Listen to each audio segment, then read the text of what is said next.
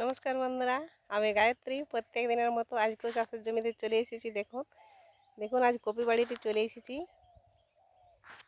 দেখুন এখনও কিছু গাছে ফুল হয়নি, গাছগুলো অত ভালো ঠিকঠাক হয়নি। দেখুন গাছগুলো বেশ ছোট ছোট রয়েছে, আর গাছগুলো একটু পাতাগুলো শক্ত শক্ত হয়ে গেছে মনে হচ্ছে। গ্রীষ্মের তাপটা অনেক বেশি বেড়ে গেছে তার জন্য। আর দেখুন আরেকটা জমিতে কপি কাটা শেষ হয়ে গেছে। একটা দুটো গাছ এখানে ওখানে আছে, সেগুলোতে ছোট ছোট ফুল রয়েছে। আর দেখুন এইগুলোতে এখনও ফুল আসেনি, খুব ছোট্ট ছোট্ট এরকম দেখা যাচ্ছে, কিন্তু পাতাগুলো খুব কড়া হয়ে গেছে, বট পাতার মতন। প্রত্যেক জমিতে প্রত্যেক বছরে একই জমিতে একই রকম চাষ করলে পরে ঠিকঠাক হয়ে উঠতে পারে না, উর্বরা শক্তি কমে যায়।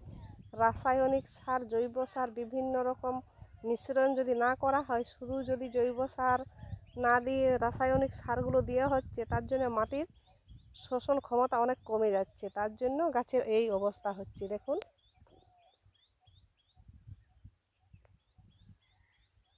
কিছু জৈব সার ব্যবহার করতেই হবে, না হলে জমি ঠিকঠাকভাবে মাটি থাকবে না। দেখুন গাছের কী রকম অবস্থা হয়ে গেছে।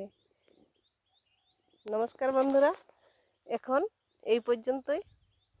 ভালো লাগলে চ্যানেলটাকে সাবস্ক্রাইব করবেন, আর কমেন্ট করতে কিন্তু ভুলবেন না। এইভাবে চাষবাস করতে হলে রাসায়নিক সারেরও প্রয়োজন আছে। জৈব সার দিলে মাটির জল ধরা বা তার উর্বরা শক্তি অনেক বেশি, আর রাসায়নিক সারে মাটিকে অনেক ক্ষয় করে দেয়, তাকে সতেজ থেকে নিস্তেজ করে দেয়।